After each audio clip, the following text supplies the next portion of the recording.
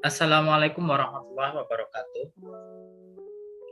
Perkenalkan, nama saya Rifki Taufik Aprilianto dari kelas 3B absen 23. Di sini saya akan menjelaskan tentang ABS dan EBD, dan nanti untuk contoh mobilnya yaitu mobil Tesla Model S.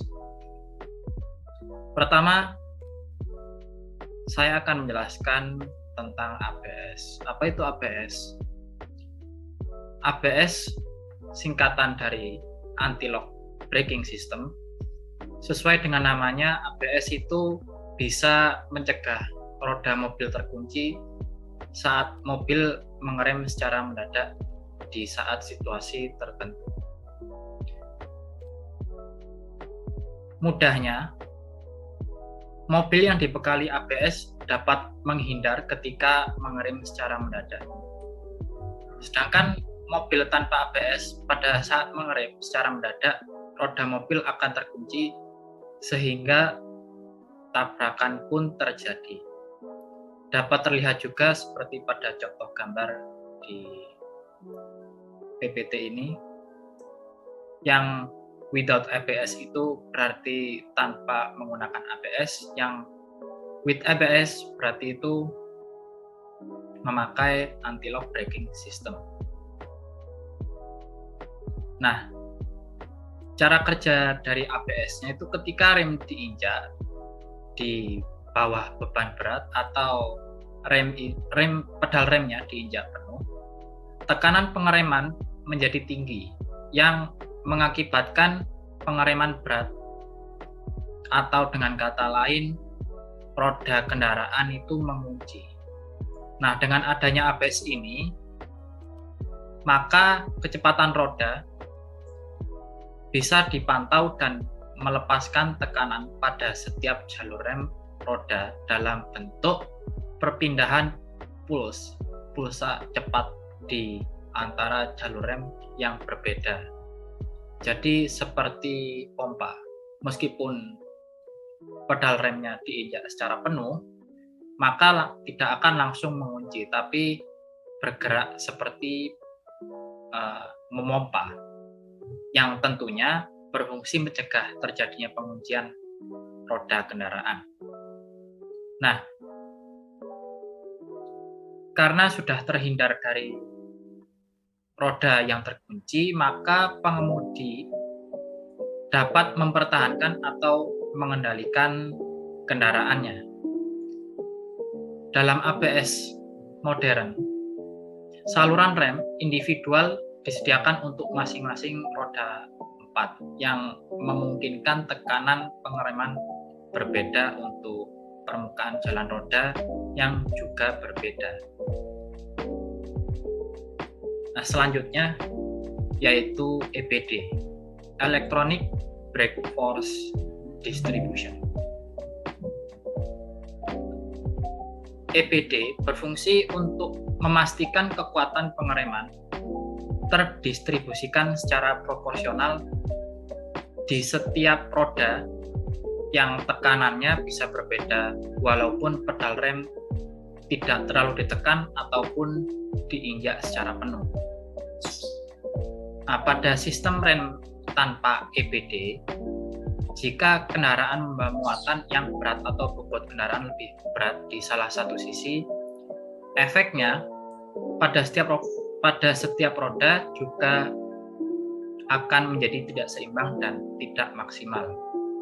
Apalagi tekanannya sama, tapi beban tumpuan berbeda juga bisa berpotensi ban belakang dan ban depannya selip, yang mengakibatkan kehilangan cengkraman, seperti pada gambar di samping ini. Untuk yang gambar pertama itu hanya pengemudi saja tanpa EBD. Sedangkan untuk yang gambar kedua itu menggunakan EPD beserta ada muatan pada dalam kendaraannya. Untuk yang gambar ketiga itu tidak menggunakan EPD dengan muatan yang di bawahnya. Nah, sudah terlihat hasilnya. Gambar kedua itu untuk gaya pengereman yang sebelah depan itu lebih besar daripada gambar pertama yang pengemudi saja dan gambar ketiga tanpa EPD. Jadi electronic brake force distribution itu bisa mengoptimasi gaya pengereman tergantung dari beban muatannya.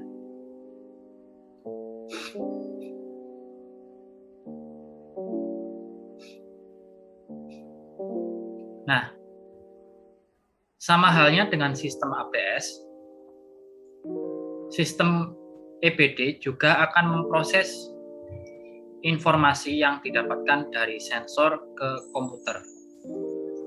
Secara otomatis juga mengatur tekanan hidrolis rem, sehingga kekuatan pengereman dapat diatur secara proporsional ke tiap-tiap roda dan juga dapat menambah traksi kendaraan saat berada di jalan.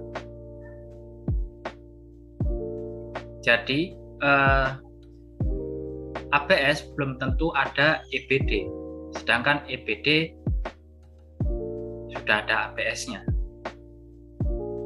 Lanjut, electronic brake force distribution ada komponen utama yaitu seperti sensor kecepatan roda, ada sensor bobot kendaraan, ada brake force modulator dan ECU electronic control unit. Ya, EPD itu mengatur kekuatan rem di masing-masing roda secara elektronik yang pasti berbeda tergantung dari kondisi jalan. Seperti pada gambar, mau jalannya itu nanjak atau menurun, lalu tergantung juga dari jumlah penumpang dan jumlah barangnya. Maka saat terjadi pengereman, gaya pengereman depan dan belakang pasti nilainya berbeda. Lalu tergantung juga dari perlambatan laju kendaraan, dan terakhir di saat tikungan maka electronic brake force distribution akan bekerja di saat tikungan. Nah, untuk implementasi atau contoh dari ABS dan EPD, saya menggunakan mobil Tesla Model S. Nah, menariknya untuk mobil Tesla Model S ini menggunakan ABS anti-lock braking system, juga disertai dengan EPD, electronic brake force distribution, yang berarti dapat meningkatkan kontrol kemudi selama pengereman penuh atau pengereman darurat. Jadi saat rem diinjak penuh ataupun tidak penuh, yang berarti menggunakan sistem dari ABS-nya. Lalu dipantau juga kecepatan setiap roda dan divariasikan tekanan rem sesuai dengan cengkeraman rem pada mobil Tesla Model S, yang perubahan tekanan remnya dapat dirasakan saat menginjak pedal rem, yang berarti electronic brake force distribusinya itu bekerja. Nah, berikut di sini menunjukkan bahwa mobil Tesla itu menggunakan ABS, yang terdapat komponen dari ABS di mobil Tesla itu sendiri yang ada 9 bagian, dan saya jelaskan sedikit penjelasan dari perbagiannya, tapi tidak semuanya. Untuk yang pertama, RH. RH itu right hand. Untuk catatan di sini, RH itu right hand, LH itu left hand.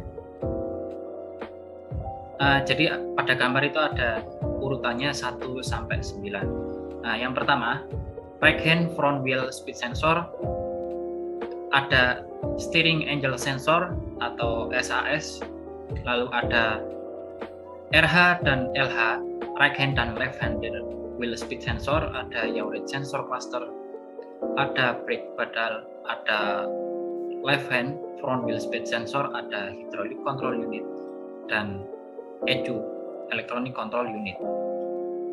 Nah, saya akan menjelaskan sedikit mengenai wheel speed sensor.